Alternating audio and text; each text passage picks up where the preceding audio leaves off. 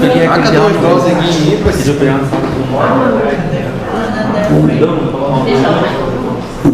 É o que? Esse aqui tem que ver se é 5 nações. tem condição maior. Se for secundazol, se for secundazol, é só um repete por semana. Ele é de um ano. Tem que ver se é ele mesmo. Não, mas tem esse aí também. Não, Pessoal, vamos lá, gente. Bora pra vocês. Aproveitar que você veio pra aula. É ir pra velho. Otimizar o tempo. Vamos lá.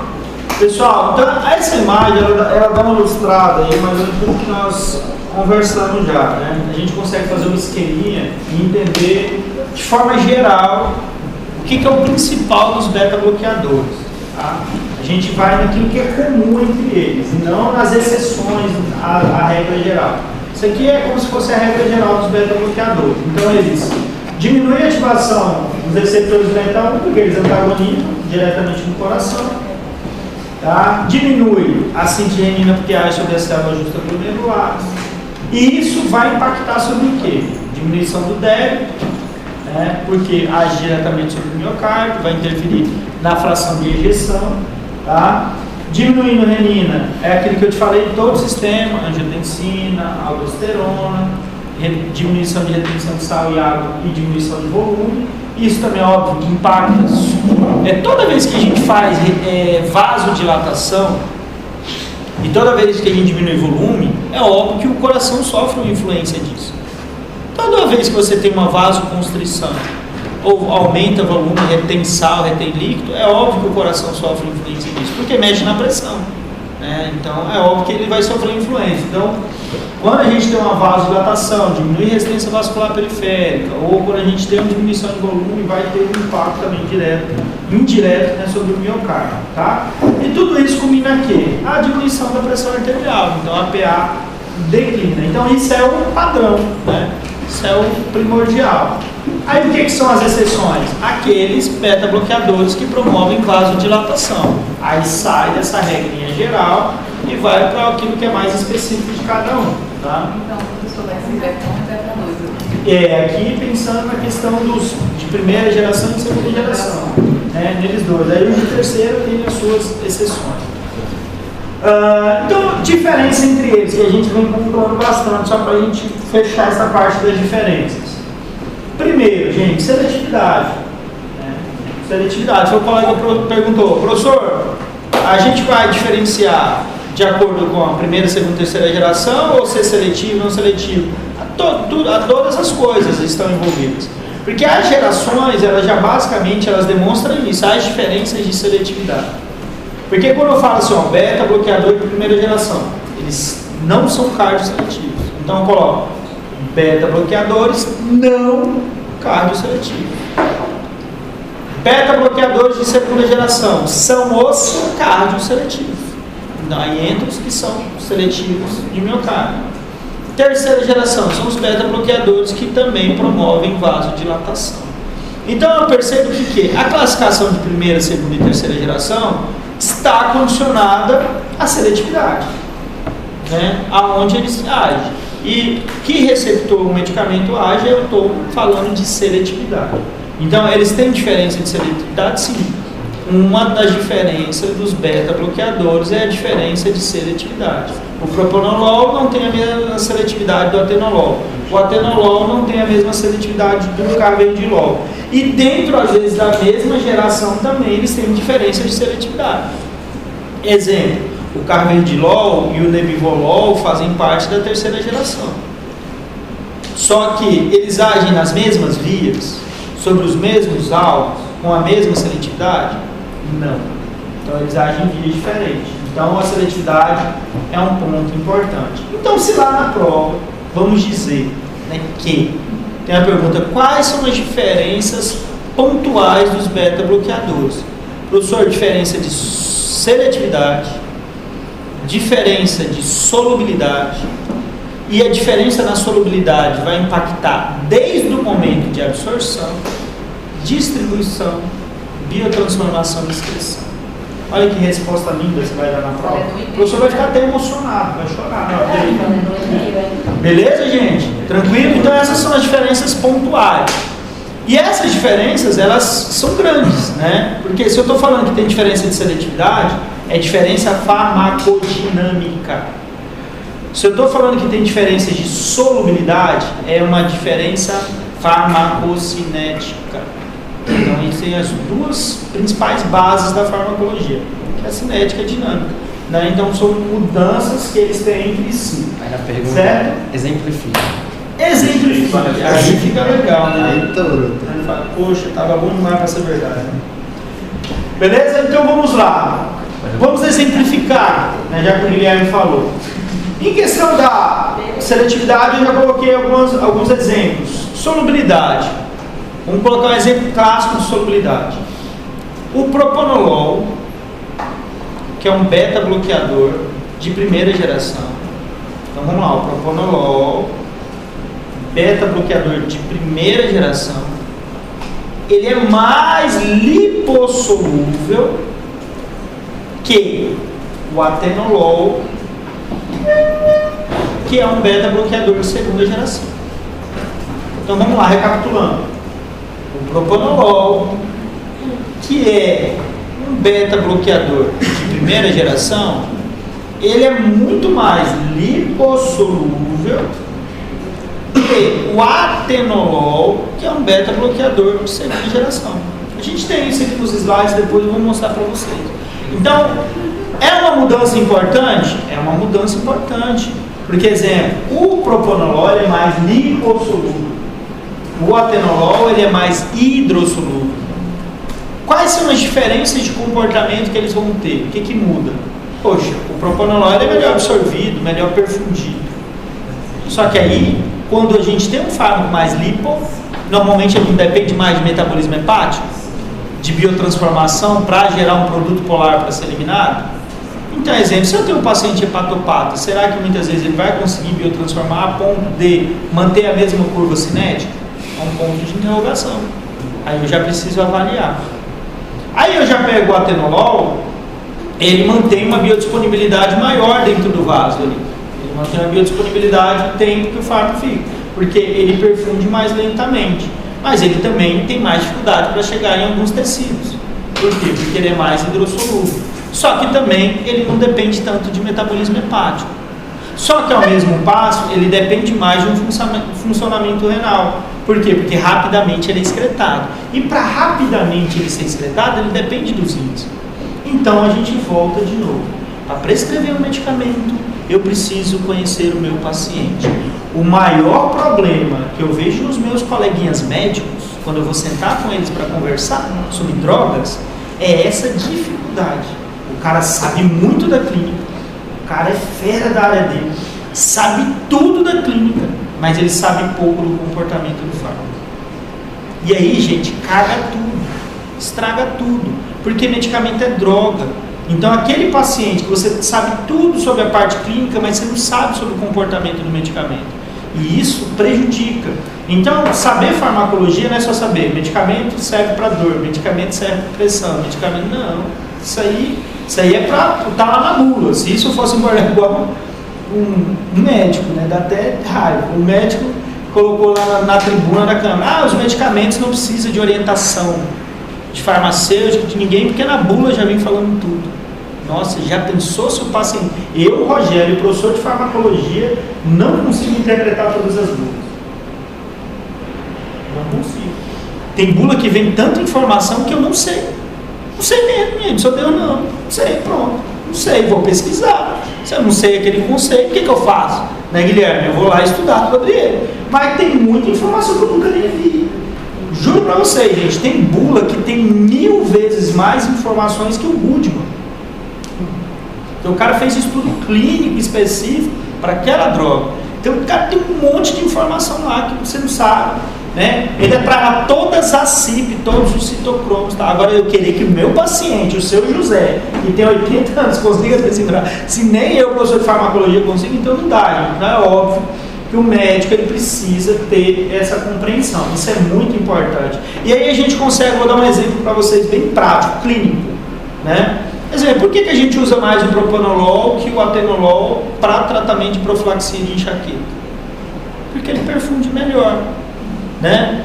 A enxaqueca não está relacionada com a questão vascular, a nível de meninges e tudo mais. Então, para o medicamento chegar ali, ele precisa ter uma melhor perfusão? Então, não explica isso para a gente? Então, isso é você entender o comportamento da droga que você está usando, Tadeu, certo? Então, aqui só falando sobre isso, sobre a solubilidade, tá? Que é um ponto importante. Só que, como tudo na vida, tem um lado bom e um lado ruim, né? Dormir até tarde é legal, mas pede aula de farmacologia, não é assim? Tá? Então, tudo tem dois lados na vida. Como tem dois lados da vida, se o medicamento perfunde muito, ele chega em locais que você muitas vezes não quer. Eu não quero que o meu nada chegue naquele local, mas ele vai chegar. E se lá tiver receptor, ele vai se ligar. E aí ele vai gerar um negócio que nós chamamos na farmacologia de reações adversas. São reações que muitas vezes você não quer que aconteça. Beleza? Também é um problema. Mas na hora da prescrição, o Baldinho vai colocar tudo isso em xeque e vai sempre tentar buscar o melhor para aquele paciente específico, mas a solubilidade sempre vai ser um ponto importante. Por isso que a gente viu lá na primeira, segunda aula nossa, quando a gente foi falar de farmacostética, quais são os fatores que interferem na absorção do medicamento? A solubilidade estava lá. Quais são os fatores que interferem na distribuição do medicamento? De novo, a solubilidade estava lá. Quais são os fatores que impactam sobre transformação de fármaco? De novo, a solubilidade estava lá. E na excreção, novamente, com arrependido. Então, a solubilidade é um fator crucial, tanto que a indústria farmacêutica fica o tempo inteiro ajustando a solubilidade de droga, porque muitas vezes ela tem uma droga e ela precisa mudar a estrutura dela para ela poder ser administrada. Então, os profármacos, aí é algo que vocês têm que guardar no coraçãozinho de vocês. Os profármacos, a grande maioria deles são profármacos para melhorar a solubilidade, para que eles possam ser absorvidos. Eram drogas que não tinham absorção, só passaram a ter absorção porque foram transformadas em profármacos, tá? Então esse é um ponto também muito importante, beleza? Aqui só um exemplo que eu coloquei para vocês, já falei sobre o propanolol e o atenolol, né? Então as diferenças relacionadas à questão da solubilidade. Por que eu coloquei os dois? Porque é o mais extremo. Né? Sempre a gente dá aqueles exemplos de extremos, né? Porque realmente o propanolol é bem lipossolúvel, né? E o atenolol ele é bem mais hidrossolúvel, então eles são mais extremos. E aí a gente percebe o que? Dentro da mesma classe de beta-bloqueadores, nós temos fármacos com comportamentos cinéticos bem diferentes, né? E também comportamentos dinâmicos, né? Porque, exemplo, o propanolol ele não é cardio-seletivo, né? E já o atenolol ele é mais cardio-seletivo. Beleza?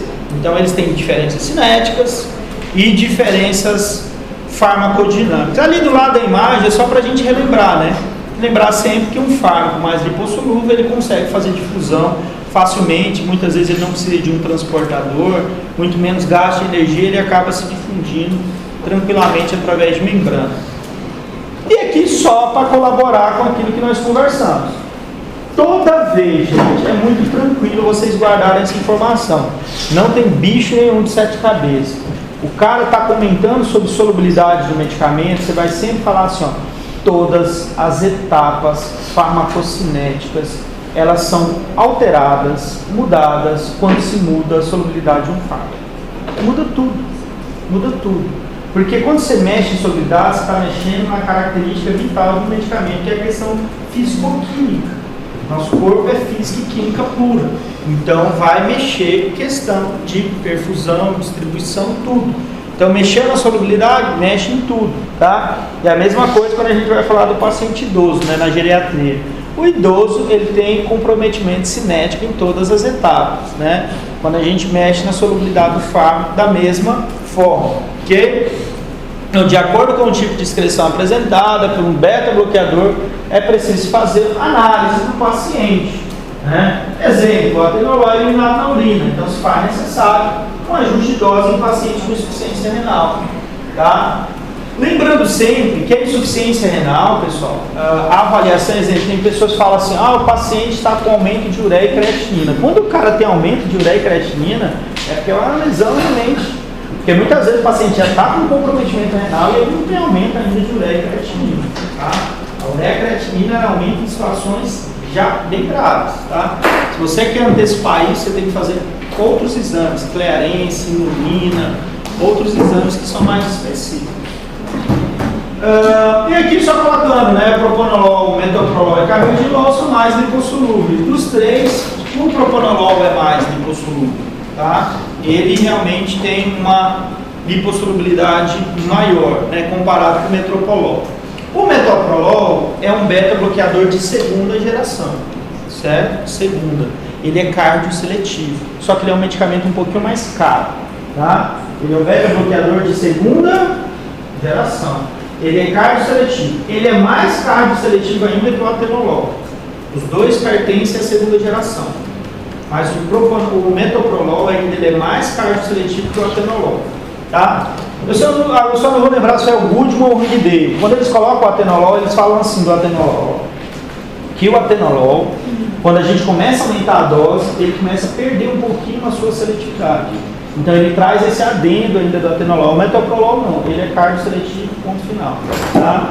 E o carvedilol, eu já comentei com vocês, ele é de terceira geração, é vasodilatador, né? Promove vasodilatação. Professor, que dia acha isso? Isso é um resumo, né, de muitas coisas que nós conversamos aqui. Isso aí é uma tabela do Ringdale, me perdoem por ter colocado lá embaixo. Tá? Isso aí não é a autoria do professor Argel, não. Isso aqui é uma tabela do Ringdale. Beleza? Então o Rank ele traz esse resumo. E é uma das coisas que eu gosto dele, né? Que ajuda nós pobres mortais a estudarem essa ciência tão fácil que é a farmacologia. Beleza? Então lá ele coloca o seguinte: quais são os possíveis efeitos de um beta-bloqueador? Redução da frequência cardíaca, primeira coisa. Por isso, de novo, todo beta-bloqueador ele tem uma ação antiarrítmica. Por quê, professor? Porque ele mexe no ritmo cardíaco, na frequência cardíaca, no débito, na fração de ejeção. Inibição da liberação de renina pelas células justaglomerulares. Qual a consequência? Interferir no sistema renina-angiotensina-aldosterona.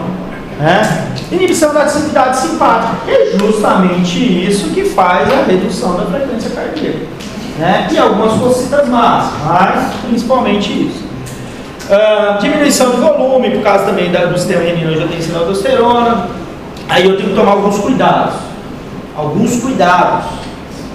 Geração de óxido nítrico. Aí o cara coloca lá na prova assim: os beta-bloqueadores, eles aumentam a geração de óxido nítrico. Está errado, porque não é os beta-bloqueadores. Quem está ali na frente? Nebivolol. Então é um fármaco específico, né? É uma droga específica. Tá? Então é só para a gente entender. Nós temos aquilo que é comum entre eles e nós temos aquilo que é restrito. Tá? Então a gente tem que entender as duas situações.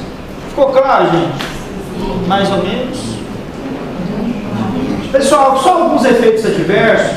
Eu já até comentei algumas situações com vocês. Eu vou colocar dois pontos aqui que são importantes. Que os pacientes, aí eu estava conversando com alguns amiguinhos aqui em relação a Mariana, né? A Mariana estava conversando com ela aqui no intervalo sobre o negócio de adesão a tratamento. É exatamente isso aí.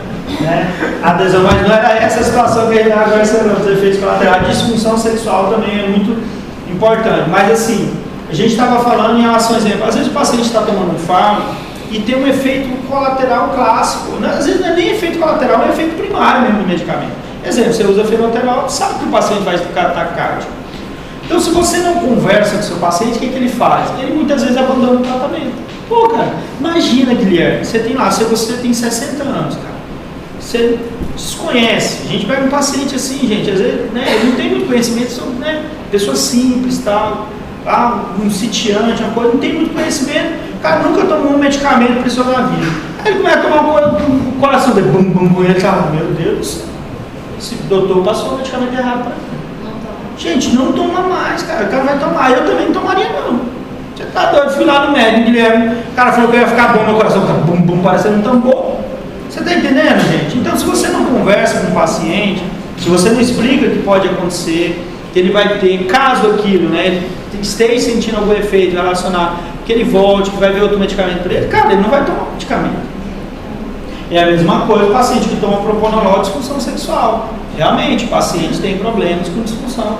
É um efeito relacionado ao medicamento. Então, isso tem que ser pontuado, tem que ser conversado com o paciente.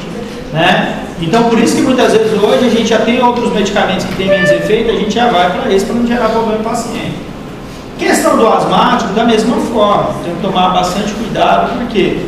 Porque o paciente que tem já um problema relacionado à questão respiratória com os beta-bloqueadores de primeira geração. Então, são alguns pontos importantes que a gente precisa tomar sempre cuidado e fazer uma ótima orientação ao nosso paciente. Desde lá no início, a classificação, eles são classe 1, classe 2 e classe 3. Vai ser seletivo? É isso? Olha lá. A ela te ajuda assim, na hora, para você não ter problemas, só você pegar ali. Essa é a tabela que a amiguinha quer, para resolver a vida dela. Os antipertensivos são divididos em 3 gerações. Né? Que a gente vem conversando desde o início, mas a gente não tinha massificado. Né? Primeira geração, o que eu falei para vocês? Não venho falando muito do propanolol? Sim ou não, pessoal? Porque ele é mais importante, é aquilo que eu falo. Aqui na farmácia a gente sempre tenta falar daquilo que é mais importante, depois a gente estuda aquilo que a gente prescreve menos. Mas da primeira geração a droga amplamente mais prescrita. Por quê? Eu sempre busco, gente, aquilo que está na RENAME, Relação Nacional dos Medicamentos Essenciais. Então, primeiro a gente tem que estudar o que é essencial. Então, o propanolol faz parte dos medicamentos essenciais. Depois, o timolol. O timolol é utilizado em colírio para glaucoma. Nadolol e sotolol, menos, né? Depois, segunda geração. Lembrando, voltando lá na primeira, que a primeira, ó, sem cardioseletividade. Eles não são seletivos. Ó, beta 1, beta 2. Agora, lá na segunda geração, eles já são os mais cardioseletivos. Tá? Então, eles têm uma maior seletividade. E aí nós temos ó, o atenolol, o metoprolol e o bisoprolol. Tá? Tem literatura que fala que o bisoprolol, ele também tem ações vasodilatadoras, acaba colocando ele na terceira geração. Depende muito do autor, mas a gente usa ele mais como segunda geração, tá? Então eles são os mais cardioseletivos. O metoprolol e o atenolol são os mais conhecidos. O atenolol é o que está na RENAME, é o que o SUS distribui, Tadeu. Então, se você trabalha lá, né, na UBS, é aquele que você sabe que o paciente ele vai conseguir dentro do programa Hiperdi, ok? E a terceira geração, que são os vasodilatadores. Os dois mais conhecidos, mais usados, é o carvedilol, hoje é o mais conhecido. É um medicamento amplamente usado já, muito utilizado, tá? Ele age tanto em receptor beta, como ele também age em receptor alfa 1, certo? E o nebivolol, que realmente ele tem um mecanismo de ação diferente dos demais, que é a questão do aumento do óxido nítrico, tá? Então essas são as diferenças relacionadas à seletividade, beleza? Então a gente percebe que as gerações, elas são distribuídas principalmente levando em consideração a seletividade. E por mais que os beta-bloqueadores continuem carregando esse termo beta-bloqueador, a gente percebe que eles não são apenas beta-bloqueadores. Eles agem em outras vias importantes. Então, se eu perguntar lá na prova o que são os beta-bloqueadores, professor, eu que bloqueio o receptor beta. Eu falo parabéns, ano que vem a gente se vê novamente. Beleza? Então tome cuidado, pelo amor do Senhor.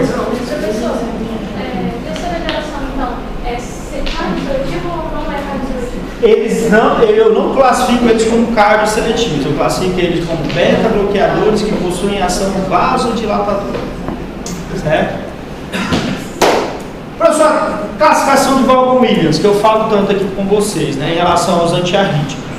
Só para a gente entender aonde está o beta-bloqueador lá novamente. Já tinha falado no início da aula de hoje, só para a gente relembrarmos, para que nós possamos relembrar.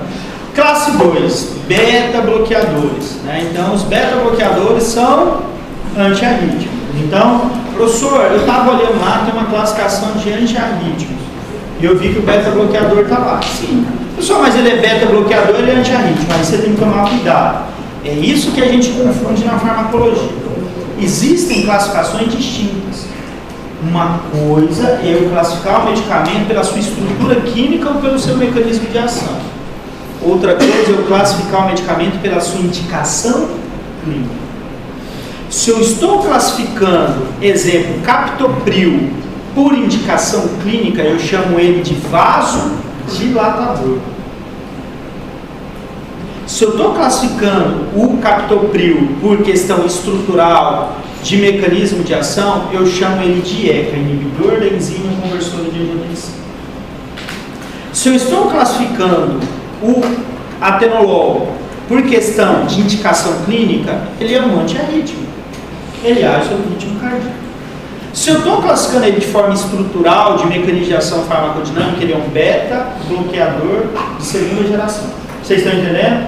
Então, a confusão que a gente faz é porque muitas vezes o quê? Na farmácia, o medicamento ele tem mais de uma classificação de acordo com o que o autor está falando naquele momento. Então, muita calma nessa aula. Beleza, gente? É isso que a gente tem que tomar o cuidado, certo? Só para a gente não confundir aí. Exemplo. Falamos dos bloqueadores do canal de cálcio? Falamos ou não, pessoal? Falamos, né? Agidopiridinas, tá? Verapamil, diltiazem. Dentro lá da agidopiridinas vai ter nifedipino, nolodipino, tá? Então, conversamos sobre isso? Sim. Mas, eu estou vendo ali, professor, eles também são antiarrítmicos. Sim. Só que eles são todos? Não. E eu coloquei isso. Ontem foi na outra turma. Eu lembro que um monte de gente trouxe os resumos para me dar uma olhada e estava lá, um monte de vezes anotar os resumos. Agidopiridinas não são antiarrítmicos, porque ele só tem poder vasodilatador. Então ele não entra ali. Quem entra ali é só o verapamil. E também eu posso colocar o diltiazem, apesar que quem tem melhor efeito é o verapamil. Então é só questão de classificações, só para tomar cuidado.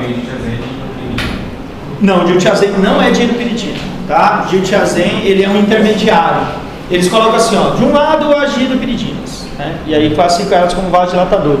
Do outro lado, distante, o verapamil, que é realmente um antiarrítmico. E no meio eles deixam lá o diltiazem falando que ele tem uma ação intermediária, tá? Certo, crianças? Muita calma nessa hora, hein? Vamos lá. Nossa penúltima droga, né? Porque depois disso nós vamos falar um pouco do diurético só. Então a digoxina é jogo rápido. Eu trouxe a digoxina porque ela é um cardiotônico.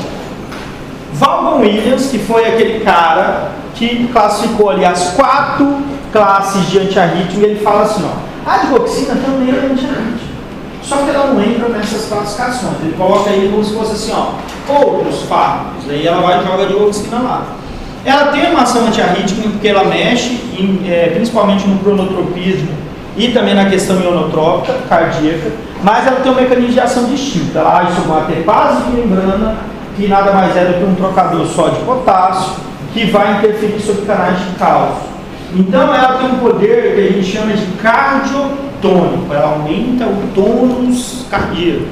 Então você imagina um paciente com insuficiência cardíaca que você quer melhorar a questão de tônus, né? Tônus cardíaco. Então é uma droga que você pode utilizar, né? Em algum momento o paciente precisa melhorar o tônus, né? Precisa melhorar a força de contração do miocárdio, é uma droga que pode ser utilizada. Agora, qual que é o problema da digoxina? O grande problema da digoxina: o índice terapêutico dela é estreito. Então, com certeza, vocês já anotaram isso no caderno de vocês, né? O índice terapêutico da digoxina é estreito. O que isso significa? Que a dose máxima e a dose mínima, né? A dose máxima e mínima está pertinho, tá? Então, qualquer ajuste que você faz, você pode promover uma dose tóxica, né, para o seu paciente. A intoxicação por digoxina nós chamamos de intoxicação, alguém sabe? Intoxicação digitálica. Coloquem no caderninho. Intoxicação por digoxina nós chamamos de intoxicação digitálica. Mas por que intoxicação digitálica? Porque a digoxina é extraída de uma planta chamada Digitalis purpurea, tá? E aí por isso que nós chamamos de intoxicação digitálica. Então o cara pode também se intoxicar com a própria planta, certo, Baldinho? Digitálica? Professor, digitálica. Digitálica. digitárica, de digitação. Digitárica. Intoxicação digital. Fechou a introdução? Então vamos lá, ó. A digoxina, como eu já tinha colocado, ela aumenta a força de contratibilidade do miocárdio. Aí a gente, ó, pra gente avaliar a questão de potência, né? Potência que a gente quer. Certo, Cacildo? Vamos avaliar a potência. Imagine que nós temos um coração saudável. Um coração saudável. Se eu administrar digoxina para esse paciente que tem um coração saudável, mesmo em doses extremamente baixas, eu vou aumentar o tônus, eu vou aumentar a capacidade de contração desse coração. Isso demonstra o quê? A potência relacionada ao fármaco. Isso vai trazer alguma vantagem para o paciente? Zero, porque o órgão dele está em perfeito funcionamento. Mas isso demonstra o quê? O poder farmacológico. Então, é um fármaco que ele tem um poder farmacológico. Agora, um ponto que é muito importante. Ele depende das concentrações eletrolíticas. Então, o paciente não pode ter um problema nem relacionado a sódio, potássio e cálcio. Por quê? Porque o tônus cardíaco está relacionado a esses eletrólitos. Troca de sódio e potássio no trocador e, principalmente, o acúmulo de cálcio dentro da célula. Então, se o paciente tiver qualquer desequilíbrio de eletrólitos, ele pode prejudicar a ação do fármaco. Então, imagine que você prescreveu, vamos fazer um caso clínico. Nós temos um paciente com insuficiência cardíaca. O paciente evoluiu para um edema pulmonar. E aí você foi lá e prescreveu digoxina mais furosemida. E aí o paciente está utilizando digoxina mais furosemida. Ainda não sabemos, mas vamos aprender daqui a pouquinho, que a furosemida é um diurético de alça, que age num cotransportador de sódio, potássio, 2-cloro. Isso gera uma perda de sódio, de cloro, de potássio, de cálcio e de magnésio. Então eu já consigo afirmar agora que a furosemida é um diurético que traz um desequilíbrio hidroeletrolítico. Então eu fiz lá um cardiograma com o meu paciente, prescrevi a furosemida para diminuir o edema do meu paciente, só que eu gerei um problema eletrolítico que vai prejudicar o mecanismo de ação da digoxina. E aí muitas vezes o que eu faço? Introduzo um diurético poupador de potássio, que aí, exemplo, espironolactona. Aí agora a minha prescrição vai ficar o quê? Digoxina mais furosemida mais espironolactona. Vocês estão entendendo? Então, a prescrição, gente, é feita de acordo com o que é real ali no meu paciente. Então eu preciso ir ajustando. Esses detalhes são vitais para que eu não venha causar um problema relacionado a uma não eficácia do medicamento ou até mesmo um efeito colateral gerado, que é o que causa em razão ao uso de digoxina e o paciente tiver um desequilíbrio principalmente do potássio. Então isso é algo que precisa ser sempre avaliado, certo? Pode falar. Tem variações normais de concentração, porque tem variações de concentração em pacientes normais. Não, assim, questões realmente de grandes oscilações, né? Dá pequenas oscilações quando o paciente tem, né? Se a gente pegar aqui na sala agora, vamos dosar sódio, potássio, cálcio, magnésio, coisa de todo mundo. Aí sempre dá uma oscilada, mas normalmente vai ficar dentro do normal. Tirando alguém que tiver com um problema aí de nutrição, né? Mas a tendência. Tá todo mundo bem? Saudável? Tá todo mundo tranquilo? Tem um amigo ali que tá com o negócio inflando, soltando. Vamos estar na. Tá de molho. Hoje ele não vai pra balada, não. Então, ó, a ação primária de digoxina é especificamente inibir a adenosina trifosfatase e dessa maneira inibir também a bomba de sódio e potássio. A alteração da distribuição iônica através da membrana celular resulta em um aumento do afluxo de íon cálcio e, consequentemente, da disponibilidade de cálcio no momento de acoplamento, excitação, contração. Professor, não entendi. Vamos lá, ó. Eu tenho lá uma T-base, né, que ela está relacionada a um trocador que a gente fala de sódio e potássio, e a gente vê justamente onde está lá o xizinho, né, onde o medicamento ele vai agir. Esse processo, óbvio, vai mexer relacionado a uma carga residual de membrana que vai interferir sobre o canal relacionado ao querido cálcio. A gente vai ter uma diminuição da saída de cálcio, né, da célula, a gente vai ter um aumento da concentração de cálcio no interior da célula, uma maior saída de cálcio do retículo sarcoplasmático e um maior acoplamento de cálcio à troponina. Então, eu consigo ter um acúmulo de cálcio dentro da célula e é justamente esse acúmulo que vai aumentar o tônus, a força de contração relacionada à fibra. Então, é um efeito inotrópico, né? Um efeito inotrópico positivo e relacionado ao mecanismo de ação, tá? Então, a potência da digoxina pode ser consideravelmente intensificada quando a concentração de potássio extracelular estiver baixa, ao passo que o efeito oposto é obtido em condição também de hipercalemia. Aquilo que eu falei, a digoxina, ela depende das concentrações desses eletrólitos para que ela possa realmente desempenhar o seu poder farmacodinâmico. Qualquer oscilações relacionadas aos eletrólitos, elas tendem a prejudicar a ação do medicamento. Como é um fármaco que tem um índice terapêutico baixo e pode gerar toxicidade, então a gente tem que monitorar de perto essa questão do paciente. Tanto que a digoxina, ela pode vir em elixir. Alguém conhece elixir? Quem conhece elixir? Conhece ninguém elixir? Então elixir é uma forma farmacêutica sólida ou líquida? Líquida, né? Justamente para a gente ajustar a dose. 1 gotinha, 2 gotinhas, 3 gotinhas. Para você ajustar a dose de forma bem rígida, certo? Então você ajusta a dose do paciente corretamente. Então ele é o elixir, que é uma solução hidroalcoólica. Tem água, tem álcool, certo? E tem o medicamento ali inserido. Por que a gente coloca álcool, pessoal, no medicamento? Para deixar todo mundo doido? Será por que a gente coloca álcool no medicamento? O cara vai fazer o medicamento de mal, né? Você fala, álcool. Por que será, gente? Porque o medicamento não se solubiliza em água, né? Aí eu preciso colocar álcool, senão não se solubiliza, certo? Então ela exerce também efeitos de inibição de troca de sódio e potássio em células do sistema nervoso, aqui só mostrando, né, algumas outras ações que ela traz. Tá? Mas coloquem no caderninho de vocês principal, gente. Digoxina cardiotônico. Digoxina aumenta o tônus cardíaco por promover um acúmulo de cálcio no interior da célula. E nunca esquecer, principalmente, da toxicidade dela. Essa toxicidade de digoxina é algo clássico em prova, né? Já peguei um monte de prova, ainda mais na época que eu era concurseiro. Você está para concurso, você baixa de prova, aí um monte de perguntinhas relacionadas à digoxina, porque é uma intoxicação clássica, muito conhecida. Coloca lá no Google, intoxicação digitálica, vai aparecer a planta falando um monte de coisa, um monte de teorias, né, em relação à questão da intoxicação por digitálicos. Na prova, só Deus sabe. Ainda não temos nenhum tipo de roteiro para essa prova.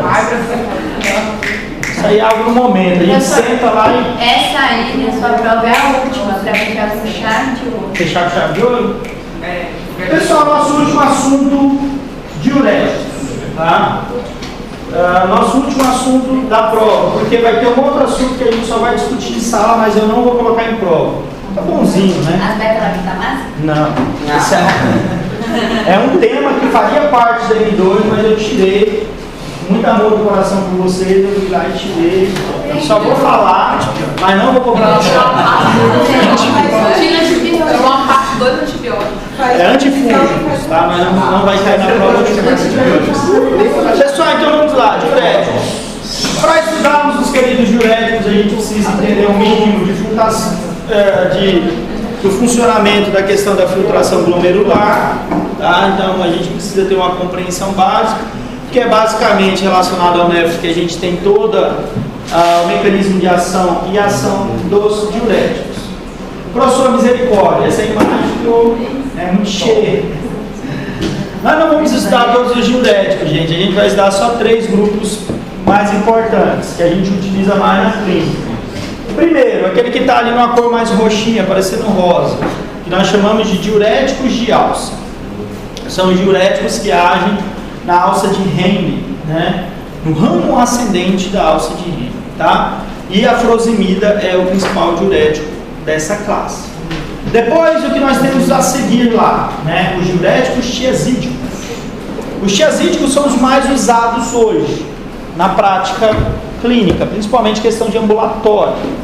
Por quê? Porque o tiazídico, eles traz uma maior comodidade para o paciente. Ele traz uma maior comodidade do médico também, porque você consegue controlar melhor a diurese do paciente. Ele não é tão potente e ele não é um diurético tão fraco. Então você consegue trazer uma resposta sem ter um problema hidroeletrolítico com o paciente. Porque, exemplo, quando a gente usa um diurético de alça, a depressão de eletrólitos pode causar consequências no paciente. Exemplo, cãibra. O cara está lá tomando uma furosemida e o paciente vai ficar reclamando que ele está com cãibra por causa da perda do potássio. Então, isso com tiazídicos normalmente não acontece. Então, são fármacos que a gente consegue promover uma diurese sem ter um desequilíbrio eletrolítico tão intenso. E o último grupo de diuréticos que nós vamos ver são os fármacos que inibem a aldosterona, que a gente vai colocar ali, e também inibem canais de sódio, que nós chamamos de poupadores de potássio. Está aqui no final, ó. Diuréticos, poupadores de potássio.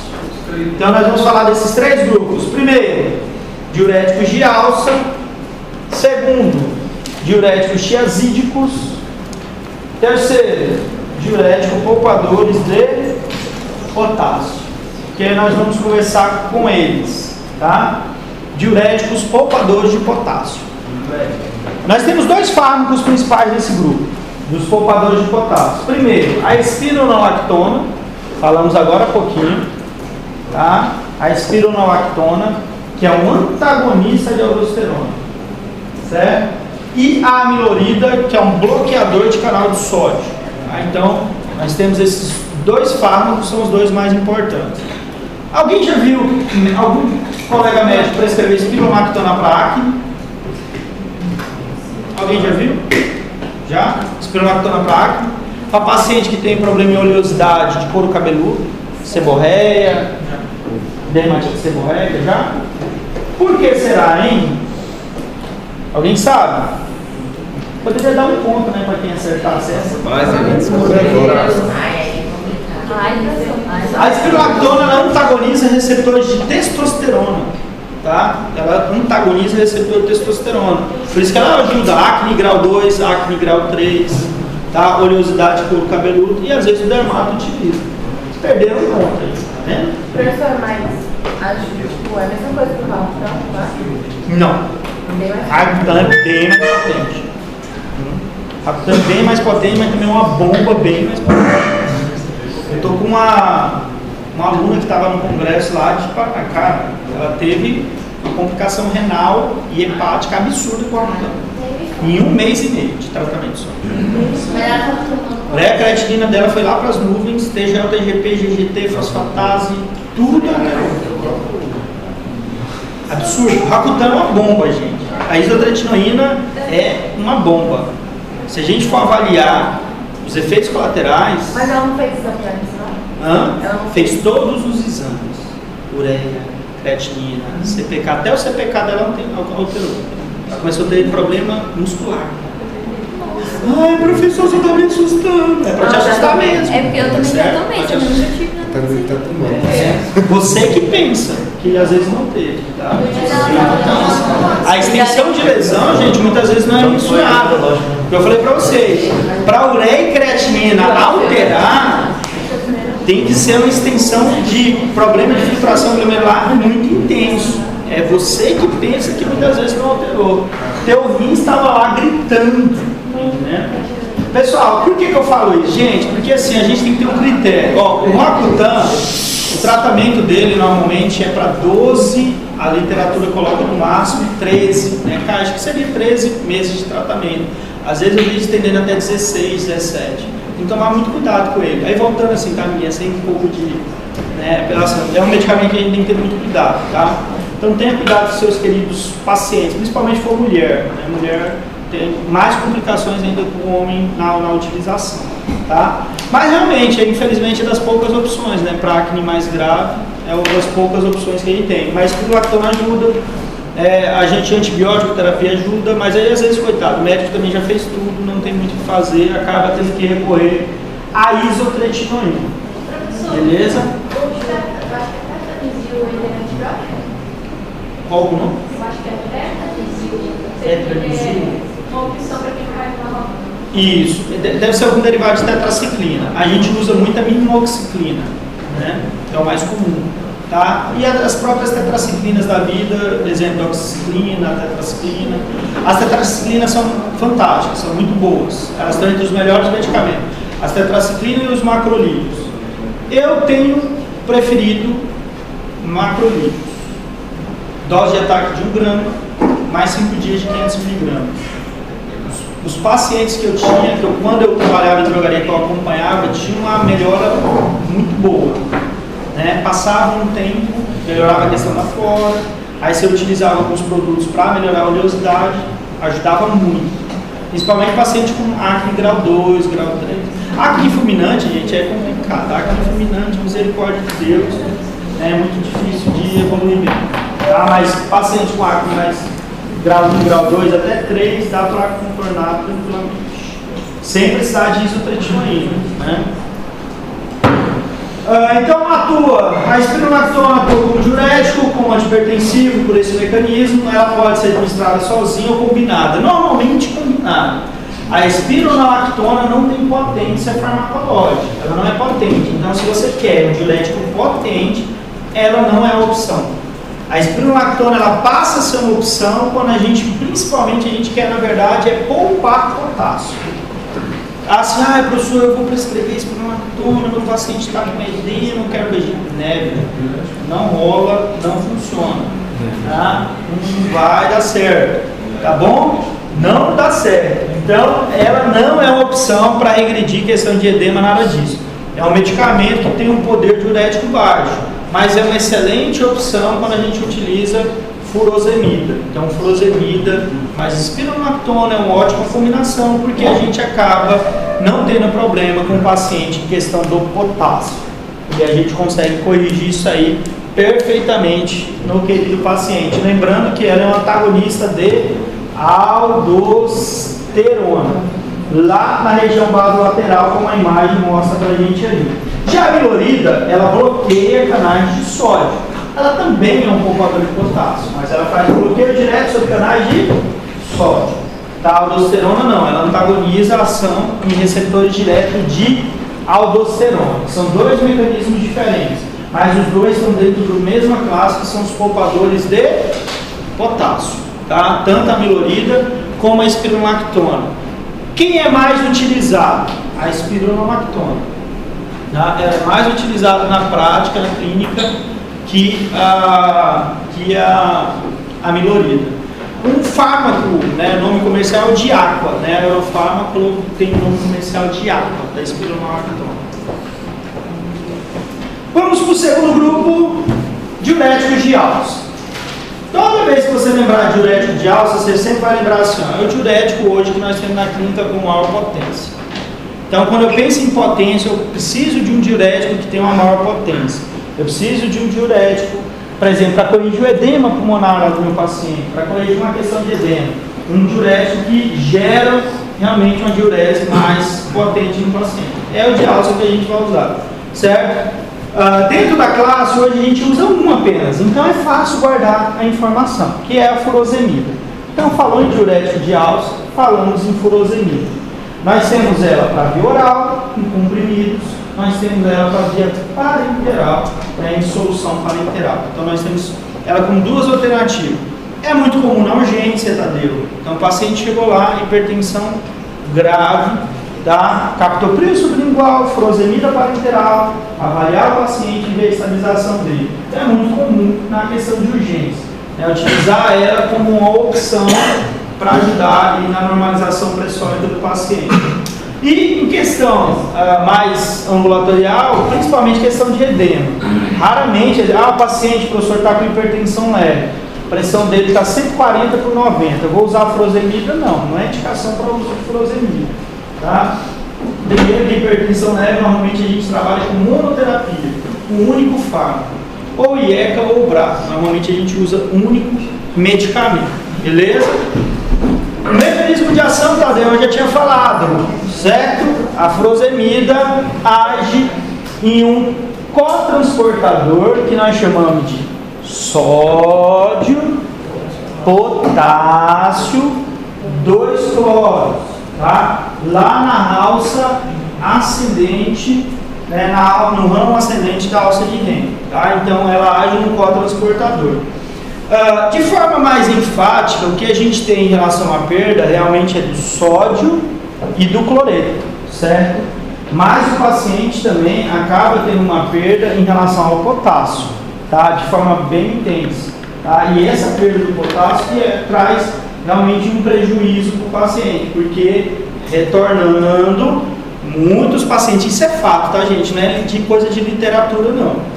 Tá? É coisa que a gente vê na prática clínica diariamente. O paciente normalmente reclama muito de câimbras, tá? Paciente em uso de furosemida. Eu estava falando para os meninos, assim, no intervalo. Cara, a paciente usa furosemida, gente, é 10, 15 minutos o paciente, tá? Ele reclama de boca seca, ele vai reclamar de muita sede, ele vai reclamar de um monte de situação. Porque realmente é um diurético muito potente, tá? Não é um diurético fraco, é um diurético extremamente potente, tá? Por isso, algumas pessoas, sem conscientização, utilizam para perder peso. Perde peso, pessoal? Peso não, perde peso. Perde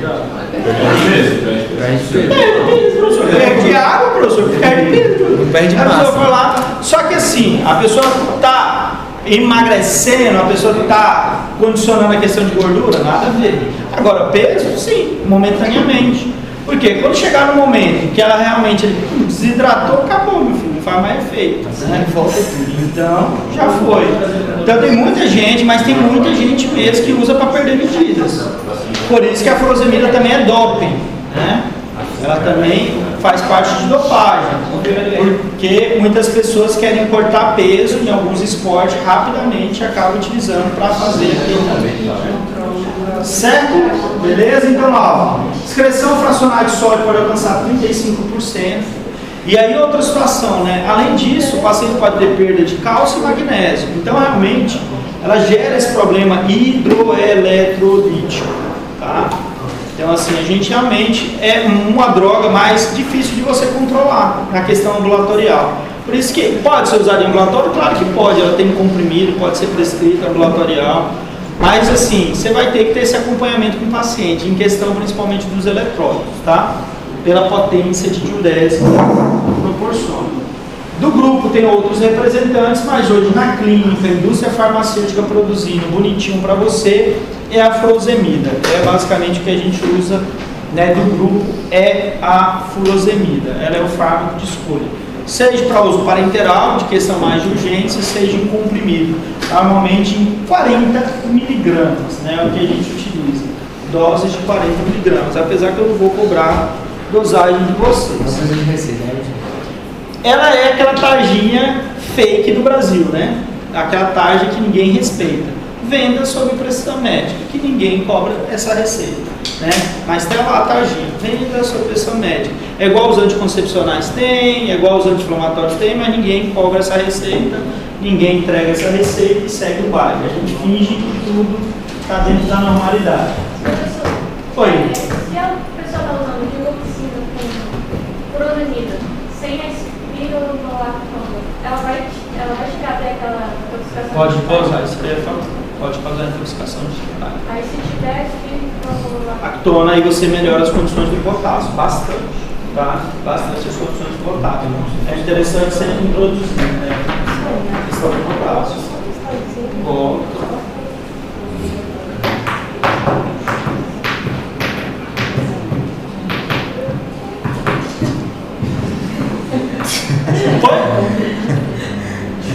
Tiazídicos. Último tema da gente ir pra casa. Hoje tem aula? acabou o peixe. Acho, né? Ah, não tem que Exposição do PG confirmada até. Até agora. 6,59. Olha aí que maravilha, hein? Tiazídicos, pessoal. Os tiazídicos dentro do diurético são os mais usados, né? Como eu falei, os que trazem uma maior comodidade tanto para o médico como para o paciente. O médico, no caso, ele não precisa ficar tão preocupado com o desequilíbrio hidroeletrolítico do paciente, porque não causa uma depressão de eletrólitos tão intensa. E para o paciente também, porque não leva aqueles efeitos colaterais relacionados a câimbras, esses problemas. Então, hoje, está aí o grupo que a gente acaba mais utilizando. E dentro desse grupo, o fármaco que a gente mais usa, que é a hidroclorotiazida, ok? A famosa hidroclorotiazida. HTZ. É assim que os coleguinhas médicos colocam, né? HTZ, né? Acabam abreviando dessa forma. Captopril mais HTZ. Enalapril mais HTZ. Sempre colocando a questão do HTZ, tá? Que ela é a maior combinação que a indústria farmacêutica faz com antihipertensivos. Se você pegar o diurético, que a indústria mais combina para te dar a maior opção de diurético com outro fármaco, é a hidroclorotiazida. Então, o portfólio de qualquer indústria, seja de qualquer laboratório, ela sempre vai ter um monte de opção. De enalapril, captopril, ramipril, lisinopril, losartana, valsartana, temizartana, com hidroclorotiazida. Todos esses fármacos que eu citei, existem combinações com hidroclorotiazida. E não é só uma combinação, é assim. Hidroclorotiazida 12,5 mg, mais hidroclorotiazida de 25 mg, de 50 mg, para realmente dar muita opção. Não só por quê? Por quê? Porque, exemplo, o paciente crônico, normalmente ele utiliza muito fármaco. Às vezes o cara é hipertenso e é diabético. É hipertenso, é diabético e tem dislipidemia. Então o paciente às vezes usa 6, 7, 8 medicamentos. Se eu consigo pegar 2 fármacos, 3 fármacos, colocar no mesmo comprimido, é uma tomada. Eu ajudo na adesão, eu ajudo diminuindo as interações possíveis. E esquecimento de uso de fármacos. Tá? Então isso ajuda bastante. Então eu coloco ali tudo no mesmo comprimido. Certo? Então é uma opção maravilhosa para os nossos queridos pacientes. Tá? Então, como eu coloquei, a hidroclorotiazida é o principal fármaco. Tá? É um medicamento bastante interessante, muito usado. Só vou trazer uma notícia da nossa querida Anvisa sobre ela. Então eu gostaria que vocês anotassem. Depois quem quisesse até olhar esse recalque que saiu da Anvisa, a gente faz uns 5 anos, mais ou menos, que a hidroclorotiazida, ela aumenta a probabilidade de câncer de pele não melanoma. Recapitulando, a hidroclorotiazida, ela aumenta a probabilidade de câncer de pele não melanoma. Como assim, professor? Carcinoma basocelular, carcinoma espinocelular. Certo? Que são aqueles cânceres de pele menos agressivos que o câncer melanoma, que são o câncer de pele mais agressivo. Tranquilo? É uma informação, é um dado, isso é importante. Porém, se você me perguntar, professor, e nesses 5 anos, houve uma mudança de comportamento da prescrição? Não. Segue o baile, continua sendo prescrito bastante hidroclorotiazida. Ela é o principal fármaco do grupo, tá? E depois dela nós temos a querida clortalidona, que eu vou mostrar para vocês também mais adiante. Outra informação: existe uma classe de diuréticos chamada de inibidores da anidrase carbônica. É uma classe. Nós não vamos falar sobre essa classe, certo? A hidroclorotiazida, ela inibe de forma sensível a anidrase carbônica. E aí vocês lembram lá da bioquímica, quando vocês estudaram o sistema tampão, certo? Equilíbrio ácido-base. E o equilíbrio ácido-base, a anidrase carbônica é um componente importante. Por quê? Porque é ela que equilibra CO2, ácido carbônico e bicarbonato. Ou é mentira? Verdade, não é verdade, pessoal? Sim ou não, gente? Sim, verdade. Só o que acontece? Essa inibição da anidrase carbônica não é uma inibição tão potente. Então ela não promove nenhum tipo de prejuízo do sistema tampão. Prestem bastante atenção. Ela, tiazídicos. Por quê? Os inibidores de anidrase carbônica, a classe promove. Tá? Mas esse aqui não. Tá? Porque, exemplo, vocês podem pegar muitas vezes lá e vocês abrirem assim, ó, lá no diurético está lá no livro, assim, inibidor de anidrase carbônica, aí é uma classe específica. E aí não entra os tiazídicos lá. Aí lá quem entra é a acetazolamida, outro medicamento. Então, só para falar que esse efeito dos tiazídicos sobre a anidrase carbônica não interfere de forma significativa no sistema tampão. Só isso, resumindo, tá? E aqui os medicamentos, como eu falei para vocês, a hidroclorotiazida, bonitinha ali, tá? E a querida clortalidona, né? Elas atuam principalmente relacionada, né, a um canal específico de sódio, a membrana basolateral, ok? Pessoal, então esses são os medicamentos que eu preciso que vocês estudem de diuréticos. E aqui nós finalizamos o nosso assunto de inibidores com a glória.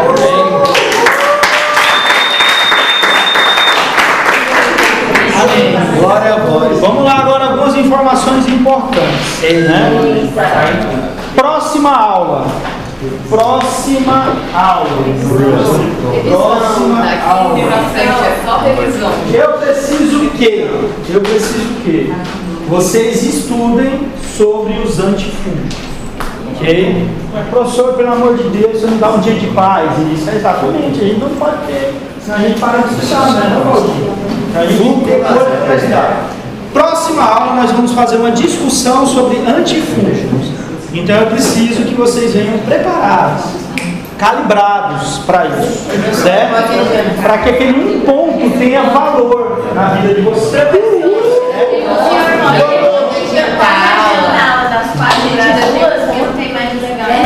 Professor. Sério? Aí a gente testa as coisas.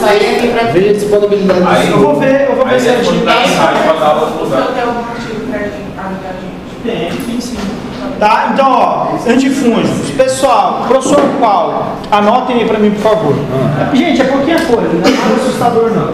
É o que você vai falar? Vou falar as classes aqui pra vocês. 4 classes, né? Vai pouco medicamento. Calma aí. Não, que eu mando. Vamos colocar 3 classes principais, pra ficar legal. Poliênicos. Pô mesmo. P-O. Poliênicos. Professor, você está falando de classe ou nome de medicamento? Classe. Estamos falando de classe. Aí dentro dos poliênicos nós temos 2 medicamentos que eu quero que vocês olhem. Anfotericina B. Anfotericina B. Ai, eu gosto da reação de vocês. Fala, rapaz, de onde que o professor tira esses trem da cabeça dele? Estudei a aula. Anfotericina B. E nistatina. É muita loucura, né? Anfotericina B e nistatina. Primeiro grupo, vamos para o segundo grupo. Tadeu. Equinocandinas. É com o que é? Dá para colocar no filho de vocês aí. Ó, E de elefante, QU. QUI. Equinocandinas. É nome maravilhoso. Aí dentro das equinocandinas nós temos 2 medicamentos mais conhecidos. A cascofungina. Como é que é?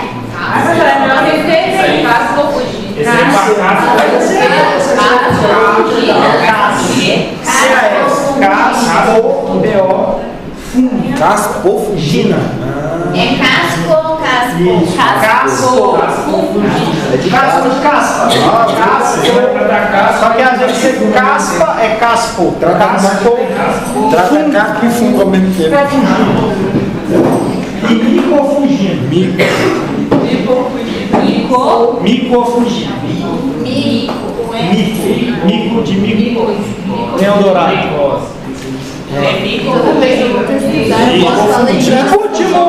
Último grupo. Os famosos azóis. Não é anzóis não, gente. É azóis. Não coloquem zóis. Só na pesca. A-Z-O-I-S. Azóis. Aí dentro dos azóis nós temos muito medicamento. Eu não vou ficar citando. Vocês dêem uma olhada no azóis de forma geral. Porque lá nos azóis eles dividem assim, ó. Imidazóis e triazóis. Mas vocês vão Dê uma olhada, porque a gente vai gerar uma discussão rápida. Eu vou falar sobre todas essas identificações para vocês, importância, indicação e tal, mas nós não vamos ter isso na prova. Lembra uma coisa maravilhosa? Não é só de escuridão. Aquário. Porque a gente vem. A gente tem ponto extra na média. Faz igual no Fechamos isso, começamos a revisão. Pessoal, agora um ponto muito sério, tá? Aproveitem. Eu sei que vocês dizem, ai meu Deus, professor. Aproveita N2 e N3. Quem tiver aqui embaixo. Ah, professor, isso que é o leve, gente. Isso que é o leve. N4 é lascado. Aproveita N2 e N3. Vamos Pensa que é orientação. Olha, N4 é meu. Pessoal, ó, vamos lá, ó. N4. Nós temos ansiolíticos, hipnóticos, sedativos, anticonvulsivantes, neurolépticos, antidepressivos, anestésicos gerais, antiparkinsonianos. Então, assim, não é terrorismo, é amor no coração por porque nós precisamos estudar agora. Esse é o momento. Quem está fazendo o curso EAD, vamos estudar. Já pode mandar para o próximo ano.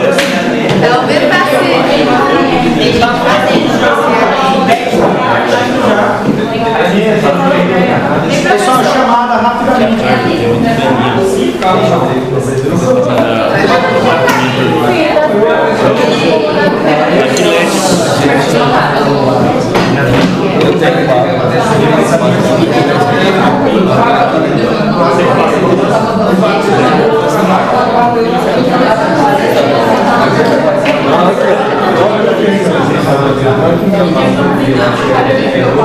Eu faço assim, bota a mão, eu vou tirando só assim. E atrás, como é que você faz? Não, aqui atrás eu pego uma mão com o dedo assim. E aqui a faixa de barra, dois dedos. Se usar ela para ser um pouquinho, A faixa de barra, dois dedos.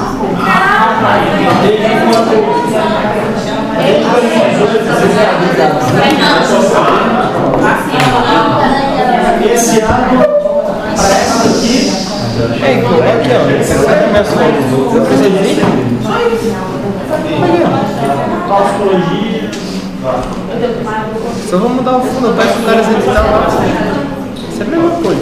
Só da farmácia. Só que vai ter em grupo. Pois é, fora que Esse aqui é o Só da farmácia. Isso é a mesma coisa. Amanda Braga. É um sapo. Pessoal, sério mesmo, tá faltando muita gente nas aulas.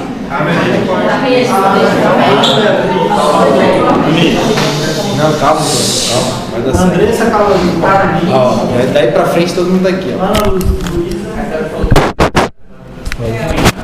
tá desligado.